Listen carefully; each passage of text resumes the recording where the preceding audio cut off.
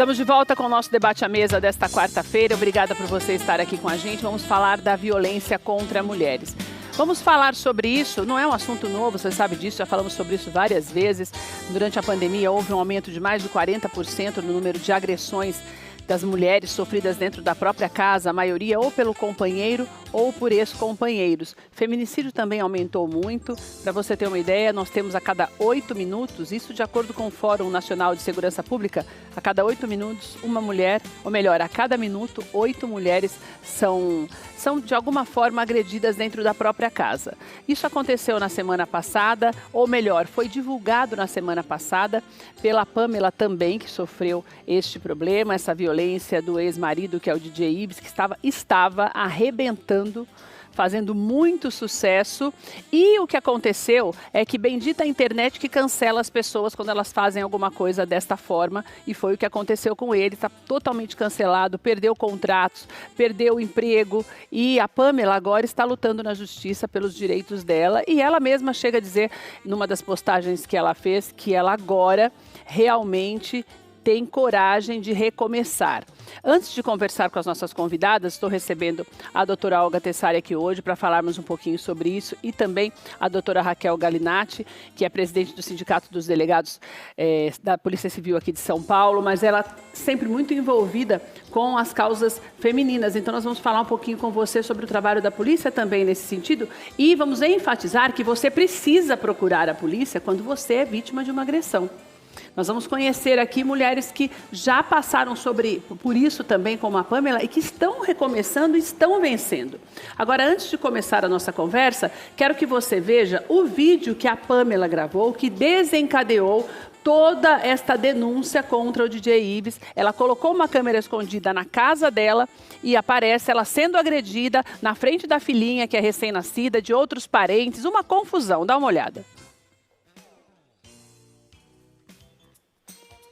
A maneira como ela posicionou a câmera fica muito nítido a hora que ela é agredida por ele. Então a gente percebe isso e não é só agora, você está vendo, ela já está no chão. E outros vídeos também foram colocados. Aí ela tira a menina, a outra pessoa que está ali, parece que é um parente dela. E ela, depois dessas denúncias, depois da gravação desse vídeo, ela demorou um pouquinho. Se não me engano, esse vídeo foi gravado no dia 25 de junho. E ela fez essa denúncia no domingo passado. E ele já vai ser ouvido também pela justiça. Há uma pressão muito grande para que ele seja preso. E ela já disse que agora quer recomeçar. Volta aqui para mim, só porque eu quero que você entenda um pouquinho mais sobre esse assunto. Porque a gente percebe que se você coloca uma câmera escondida, é porque você já quer, né, Raquel? De uma certa forma, ter uma prova para chegar lá. Porque você está falando de uma pessoa famosa, uma pessoa que agora está em alta. Você chegar, só falar sem mostrar nada, vão dizer, vai estar querendo, né, se dar bem em cima do rapaz e tal. Isso é uma estratégia que a pessoa que percebe que já está sofrendo essa violência e que pode piorar, deve fazer? Felizmente a tecnologia está auxiliando ali para que o conjunto probatório, favor, né? O conjunto probatório, que muitas vezes ele é mais demorado para poder colher durante a fase de inquérito policial e investigação, agora a gente consegue de uma forma mais fácil através da tecnologia e as próprias vítimas fornecendo. Claro, ali a gente percebe muito nitidamente a materialidade do delito e a autoria. A gente consegue ver pelas imagens até o exame de corpo de delito na vítima que foi agredida ali, é só para corroborar o que a gente está vendo. São imagens assim inequívocas da prática do crime. E quando a gente fala que o crime de violência contra a mulher é extremamente difícil com que a gente consiga provar, principalmente as violências psicológicas que são feitas diariamente, é porque esses crimes são praticados entre quatro paredes. E agora, dessa forma, não só com os veículos de comunicação, a imprensa com um papel importantíssimo ao divulgar a gravidade de casos que várias mulheres presenciam em suas residências e muitas vezes não sabem que estão sendo vítimas de um relacionamento criminoso abusivo. Agora a gente está vendo que a mentalidade está mudando e com o auxílio também da tecnologia, da imprensa, veículos de comunicação. Raquel, mas nesse caso ele não teria que... O fato de ter essa fita, tudo sendo comprovado, nós sendo visível a agressão, ele não teria que ter sido preso? Se fosse um flagrante. Pelo que eu percebo ali, houve a denúncia e a entrega dessas provas para a delegacia de polícia, para a Polícia Civil, no caso que está investigando, mas após uns 4 ou 5 dias da prática do crime. Então não cabe um flagrante ali, o flagrante é quando o crime está acontecendo ou acabou de acontecer. Ela demorou um pouco para fazer isso. Se tivesse feito mais, tipo, no mesmo dia... Sim, ele teria sido. Era um flagrante, com certeza. Mas nada impede que uma prisão preventiva seja representada ou também as protetivas de urgência sejam representadas. Entre elas, o afastamento do agressor do lar. Olga, eles já nem moravam juntos, na verdade, né? Então é difícil até saber o que realmente aconteceu. Agora, essa demora, porque é o que eu falei, eu imagino que ela tenha planejado mesmo, que ela sabia que ia acontecer de novo. Ou seja, é uma coisa que com certeza já era recorrente. Exato. Agora, quando eu faço isso, ela poderia ter feito o que a doutora Raquel falou, que já ia ter denunciado no mesmo dia. Tô com a fita na mão e já levo. Mesmo assim, mesmo vendo, mesmo todo mundo vendo a fita, a pessoa ainda fica com medo de denunciar? Sim, por quê?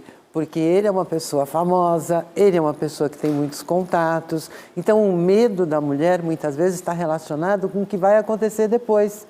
O problema não é fazer a denúncia, é ir depois. Aí você liga a TV e você vê, por exemplo, uma mulher que pediu uma medida protetiva e o ex-marido foi lá e assassinou e matou. E isso é recorrente também. Então, muitas vezes a mulher fica com receio de seguir adiante na sua denúncia por conta do que vem depois. Porque ela não se sente segura o suficiente para poder denunciar, para esse homem poder sair da vida dela e para ela poder ter uma vida tranquila e uma vida feliz longe dele. Então, o medo é do que vem depois. Eu vou pedir para colocar na linha. Tem uma moça para conversar com a gente, que é a Vanessa, e a Vanessa já está pronta aqui justamente para falar com a gente sobre isso. Por quê? Porque a Vanessa sofreu essas agressões, eu fiquei horrorizada com a foto que a Vanessa mandou para a gente. E eu já quero te agradecer, Vanessa, porque você não só superou, como você teve coragem de denunciar e como você está aqui, colocando o seu rosto aqui para mostrar que sim, que a gente sobrevive a um problema como esse, né, Vanessa? Tudo bem, minha querida? Tudo bem. Vanessa, me conta um pouquinho da tua história. Né? Porque... Tá me ouvindo? Tô te ouvindo, me conta um pouquinho da sua história. Então, na verdade, eu vim de outro, né, também relacionamento que teve agressões e ele era uma pessoa que todo mundo titulava, não, ele é o bonzinho, jamais ele iria fazer alguma coisa com você. E aconteceu, né, agressões e tudo, e por conta dessa parte dele ser para a sociedade o bonzinho e jamais ele iria fazer o mal para mim, eu fui deixando, até que acabou que a gente terminou o relacionamento. E eu já Agora, ô Vanessa, me desculpa te interromper, mas você está falando, eu estou entendendo que na verdade você chegou a comentar com alguém, mas no fundo ninguém acreditava muito em você porque ele era o queridinho, é isso? Sim. Aí eu comentei até com a minha ex-cunhada na época, falei pra ela, né? Ela presenciou, na verdade, e tudo, só que falava, não, foi por conta de bebida, disso, daquilo, que não se justifica. Eu passei o ano novo com o olho roxo. Então, assim, é uma coisa que não justificava. Só que eu tava passando por uma fase da minha vida. Meu pai tava doente, e muita coisa acontecendo, e eu fui deixando pra lá. Enfim. Por fim, a gente acabou terminando esse relacionamento, fui viver minha vida e conheci essa outra pessoa. Tá. Essa outra pessoa, ela me passou uma segurança que não, jamais eu vou fazer alguma coisa com você. Meu Deus, e essa foto que tá entrando no ar é desse último relacionamento? Isso, esse é do último relacionamento. Nossa, Vanessa, mas uma coisa atrás da outra, né, menina? Sim, aí e tava acontecendo muita coisa na minha vida, né? A morte do meu pai, depois na sequência, muita coisa, de identificar profissionalmente, porque essa outra pessoa, ela já tirou isso de mim. Ela já tinha tirado a parte de, porque você é gorda, ofensas, né, bem forte, e até a parte profissional. Não, você, por que você tá fazendo engenharia? Você, né, assim, é meio que uma coisa que a pessoa, eu colocava ela para cima e ela me colocava para baixo, entendeu? E você já era formada, você é engenheira? Não, aí que acontece? Aí eu deixei pra lá. Sabe quando você desiste do seu sonho? Você largou a faculdade? Da sua vontade. Você largou Sim. a faculdade, Vanessa? E aí, e ele se formou, incrível, né? Ele era uma pessoa que não pensava em estudar, eu auxiliei ele a estudar, ele cresceu, emagreceu, fez um monte de coisa, e enfim, esse é o primeiro, tá? Tá. E aí eu já vim tentar carga. Aí quando eu cheguei nesse outro, ele fazia o contrário, ele, não, vamos incentivar, Tá. eu abri meu negócio e tal, não sei o quê. Então aquilo pra mim era, nossa, incrível. Pouquíssimo tempo a gente foi morar junto, nós estava construindo a nossa vida e tal. Só que ele era uma pessoa que... Ele era muito falsa, porque ele traía, eu descobri um monte de coisa. E, assim, ele já não tinha essa parte de me falar tanto que você tá gorda, que você tá magra, né? Porque ele via que eu tava passando por um processo de doença, essas coisas, né? E aí, então, isso me encantou e eu permanecia, assim, mesmo ele às vezes tendo aquele, né, aquela coisa... Mas ele já era agressivo às vezes, Vanessa? Às vezes ele já era agressivo? Com as outras pessoas, comigo não. Comigo tá. ele nunca foi. Tá. Comigo ele nunca foi. E assim, com a ex-mulher dele, ele falava de uma forma bem rude, comigo ele nunca falou nenhuma palavra. Até que chegou um ponto que eu fui descobrindo as traições dele. E quando eu fui descobrindo as traições, eu comecei a falar que eu não queria mais ele na minha casa. Sei. Né? Nem na minha casa, nem no meu negócio, nem nada. Certo. E aí, ele ficou muito ofendido. Ele, não, eu não vou sair. E foi uma briga constante. E foi aí que ele te agrediu? Não. Aí, na primeira vez, foi 2 vezes, né? A primeira vez foi por conta que eu peguei uma traição. E aí eu fiquei muito brava, eu tinha levantado pra ir no banheiro, o celular dele tocou, eu vi, mexi. E na hora acordei ele, falei que absurdo é esse. Ele foi, me sacudiu, enfim. E minha mãe, morando junto comigo, também acordou e foi aquela coisa, tal, não sei o quê. Só que tava escuro, minha mãe não viu que tinha me machucado no outro dia, que foi ver, que não sei o quê. Mas aí falou, não, mas porque você foi grossa, porque você foi meio que estúpida, né, e tal, não sei o quê. Falei, como que eu vou ver uma traição? Eu vou ficar quieta, né? Aí, enfim, queria que ele saísse de casa. Só que a partir daí eu comecei a ver que ele foi mudando completamente comigo. Então, houve amigas minhas, conhecidos meus, que falavam, Vanessa, você sempre foi alegre, você sempre foi espontânea, e você não é mais a mesma pessoa. O que aconteceu com você? Eu tava numa tristeza, assim, sem fim. Quanto tempo faz isso, Vanessa? Foi dia 6 de janeiro. Agora? Desse ano. Isso. E você se separou mesmo quando? Dia 6 de janeiro, foi no dia, né? É que foi na segunda agressão. Aí, na segunda agressão, ele saiu para trabalhar, né? E à noite eu buscava ele. E nesse dia eu falei, não, eu tô muito cansada e tal, né? Vem de ônibus mesmo e tal. Aí ele falou, não, tá bom, vou passar lá na rua da minha mãe e depois eu vou para casa. Aí não veio para casa, né? Passou 11 horas da noite, meia-noite, 3 horas. Quando deu umas 3 e pouco, aí eu cheguei até procurar ele. Quando deu umas 3 e pouco, eu falei pra ele que eu não queria mais que ele viesse aqui só retirar as coisas dele e pronto. Que eu não queria conversa, não queria mais nada. Porque ali eu já sabia que tinha traição, que tinha, né, algo do tipo. E aí, quando ele chegou, eu tava trabalhando aqui em casa mesmo, né? E aí, quando ele chegou, eu tava em reunião. Ele entrou, já começou a bater as coisas, né? Guarda-roupa, tirando as coisas assim, puxando a mala com tudo e fazendo aquele auê. Aí quando eu fui no quarto para falar para ele, né, que não era assim, que, né, ele teria que ter dado pelo menos um mínimo de satisfação para mim, e que não era para ele quebrar minhas coisas, porque foi sofrido para poder ter as coisas e tal, né? Inclusive o celular, eu falei, me devolve o celular, porque eu não te dei o celular, eu deixei você usar ele, então me devolve o celular. Aí na hora que eu fui puxar o celular dele, aí começou a agressão, porque aí ele me empurrou. Que foi quando você ficou com esse olho roxo, Vanessa? Foi. Não, aí foi assim, a minha irmã tava aqui em casa, né? E aí quando a minha irmã me puxou, a minha irmã puxou ele e ele continuou vindo pra cima de mim. Nisso ele me enforcou, me jogou na parede, deu, né, Ele tá preso, Vanessa? Eu não tenho como alongar muito, mas ele tá preso? Não. E você tem medida protetiva? Tenho. Então, aí eu fui fazer a medida protetiva, ele duvidou que eu iria fazer, que eu ia, né, chegar no nível de ir até a delegacia, porque eu sempre fui muito passiva. Então, ele achou que não. Eu falei, não, mas isso é um absurdo. Quando eu levantei do chão, que ele tinha me espancado, eu já senti já o olho, né, pesado e tal. E eu falei, não, isso é sem cabimento. Meu pai não é pra você uma coisa dessa? Ô, Vanessa. Sim, aí eu falei, não, chega. Como é que você está hoje? Olha, eu vou te falar, foi igual quando rolou esse assunto aí, né, do DJ Ive e tal, passou um filme bastante, né, porque você vê que realmente vem em todos os lugares e acontece isso em todos os momentos.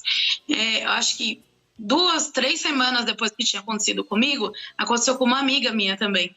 Então você ainda está muito marcada com tudo isso, né, Vanessa? Sim, você vê que tudo isso acontece muito, porém, tem que ser feito justiça, igual eu falo para todas as minhas amigas, tem que ser feito justiça, você tem que correr atrás, não adianta agir só por sentimento, porque eu amo, porque eu tenho me segura, não tem que ser assim, tem que recorrer, tem que ir atrás, tem que buscar, às vezes demora sim, mas pelo menos a pessoa tem um entendimento, porque ele começou a ter um entendimento que ele não podia encostar em mim.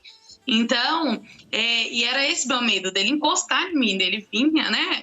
E ele começou a ter esse entendimento. Então, as pessoas têm que ter essa ciência também, né? Vanessa, de fazer isso e não deixar acontecer. Obrigada demais, Pelota. Eu não tenho muito tempo, mas eu fiquei muito feliz de ver que você está se recuperando. Eu vou falar com a Olga agora. Queria que você ouvisse também para te ajudar nesse processo todo, porque é um passo de cada vez. Claro que você não está totalmente recuperada, mas para que sirva, para que não aconteça de novo, né? Para que você aprenda aí identificando os sinais, que é o mais importante, né, Olga? Exatamente. Os sinais são fundamentais. O problema é que a mulher se deixa enganar. Então, é aquela coisa, mas foi só hoje, mas ele estava muito nervoso, mas ele perdeu o emprego, mas ele brigou com a mãe. Ou seja, ela justifica o injustificável. Mas no caso da Vanessa, que já conseguiu se livrar, como acontece com muitas mulheres, que a gente sabe que agora as pessoas estão... Quando acontece um caso desse também, a pessoa se anima para ter coragem, para denunciar. Exato. Como é que eu faço para não cair de novo, Olga? Olha, a primeira coisa é amor, é alegria, é prazer, é satisfação. Isso é amor.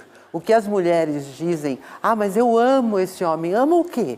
O que esse homem está te dando? Ele está te dando carinho, atenção, prazer, satisfação? Não, ele está te fazendo sofrer. Ele te trata como uma serva, como uma escrava. Então, que amor é esse? Você primeiro precisa amar você em primeiro lugar.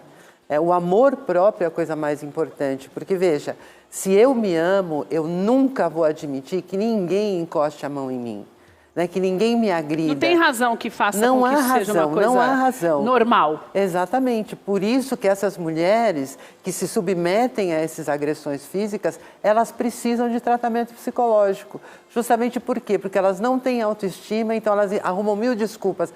Mas se eu separar dele eu não vou poder me sustentar porque eu parei de trabalhar. Mas as minhas crianças vão ficar longe do pai. Ela está sempre arrumando uma desculpa para ela continuar com esse relacionamento que só causa dor e sofrimento. Ou seja, né, Raquel, existe 90% da responsabilidade acaba sendo nossa no que diz respeito a denunciar, né? Porque senão, se ela não tivesse denunciado, por mais que todo mundo queira ajudar, não tem como, né? Sim, e a situação quando a gente fala de crimes de violência contra a mulher, é uma situação tão delicada que a vítima lá está inserida em um ciclo doentio de relacionamento em que, claro, aquele agressor... Sai de um e vai para o outro parecido, aquele agressor, ele explora a vulnerabilidade da presa mais fácil. Então, claro, a manipulação, todo relacionamento abusivo começa como um conto de fadas. Aquele que se coloca como um protetor, como um príncipe encantado. Porque ninguém vai conquistar nenhuma mulher já dando uns tapas na orelha, claro que não. É um processo, Então, né? um processo de evolução. Você inicia as agressões verbais, morais, psicológicas. Nesse sentido, eu vi que também tinham agressões patrimoniais, a partir do momento em que ele estava na residência dela, ele tinha os objetos, tipo celular dela. Então, existe uma série de situações em que a mulher ela fica envolvida. No caso, eu acho que elas não se enganam. Elas estão enganadas da própria autoestima autoestima, do próprio ser. Elas não acreditam mais nelas mesmas. E Exato. acredito que a dor maior não é a dor física, é a dor na alma, é a dor psicológica, emocional, que aquelas mulheres elas não acreditam mais nelas próprias. E uma coisa que eu imagino também que é importante que você preste atenção, você que passa por uma situação como essa, ou que conhece alguém, você tem que ficar no pé de quem você conhece para livrar a pessoa disso. Porque as pessoas estão matando com cada vez maior facilidade. Então, o que a gente percebe, por exemplo, antes de ontem, foi morta uma moça no interior de Minas Gerais pelo secretário, se não me engano, da educação da cidade, uma cidade pequena, que não se conformava com o fim do relacionamento e matou essa moça. Ele, felizmente, foi preso ontem no Espírito Santo. Mas as pessoas não acreditam na maldade do outro. Ah, imagina que ele vai ter coragem de me matar, ele já dormiu comigo e vai ter coragem de fazer isso? Ele vai ter coragem de fazer isso. E interessante que não são só as mulheres mais simples. A gente viu um caso também de uma juíza que ela não acreditou que poderia ter situações mais drásticas, deve ter dispensado escolta, inclusive armas, e o ex-marido a matou na frente das filhas. Então, a situação emocional, que precisa realmente de um tratamento psicológico, não pode duvidar da loucura da pessoa. Muito grave. Daí isso, eu acho que por isso que a pessoa precisa mais ainda de ajuda. Para que ela entenda os riscos e que esse risco não a limite, mas que faça com que ela tome uma decisão, né, Olga? Exatamente, porque quando a autoestima está muito baixa, ela se julga a pior criatura do universo. Então ela pensa assim, primeiro, se eu largar dele eu não vou conseguir arrumar mais ninguém. Né? Segundo, eu não sou nada. O que eu vou fazer da minha vida se eu sair dessa vida? Independente dela ter dinheiro ou não, mas ela não se sente capaz de fazer absolutamente nada. É como se aquilo fosse uma sina na vida dela. E está errado, porque nenhum de nós merece. Outra é parecida, né, gente? Exatamente, a história se repete. Se você estiver ouvindo a gente, vou deixar os contatos depois, procura a Olga para você conversar, procura ajuda. É importante que busque ajuda, porque a gente está nesse mundo para ser feliz. Exatamente. Não é, Olga? E buscar isso, né? Com certeza. O Raquel, eu estou com ela na cabeça aqui. O Raquel, a primeira coisa que eu tenho que fazer é buscar uma delegacia? Sim. A primeira coisa é romper um relacionamento abusivo. Você impede que a evolução dos crimes sejam cada vez piores. Então, o primeiro xingamento, a primeira agressão verbal, a primeira sensação de angústia... Não deixa piorar o negócio, né? Você já rompa esse relacionamento. Claro, daí a gente fala, a mulher não consegue romper o relacionamento. A gente não está terceirizando a culpa para a mulher. Claro que não. A culpa sempre será do agressor. Mas a mulher ela não pode estar ali tão vulnerável e refém daquele agressor. Então, em um primeiro momento, é romper qualquer tipo de agressão. Não existe, é somente um xingamento. Não, é uma agressão gravíssima. Raquel, obrigada, viu, querida? Olga, obrigada por estar aqui com a gente. Vanessa, obrigada também por você ter dado o seu depoimento. Quero agradecer você demais que acompanhou a gente hoje. Quero te dizer, reforçar, para que se você conhece alguém que passa por essa situação, aquele negócio de não meter a colher em briga de marido e mulher não é verdade. Você tem que tomar muito cuidado para você não se sentir culpado quando você ouve a gritaria do lado da sua casa. E você não precisa ir lá bater na porta e mandar parar, mas você pode chamar a polícia. Eles nem vão saber que você chamou. Mas não deixa uma pessoa morrer pela tua conivência. E você faça como a Vanessa fez, como a Pamela fez, e tantas outras mulheres têm conseguido fazer, que é superar o medo, ligar 180 e já fazer a denúncia. Não tenha medo. A polícia tem estrutura para atender. Quando você vai atrás, a polícia tem essa estrutura. Parece que não, mas tem. Por isso que muitas mulheres são salvas. As que não são, a maioria não estabeleceu e não pediu essa medida protetiva, como a própria Vanessa fez.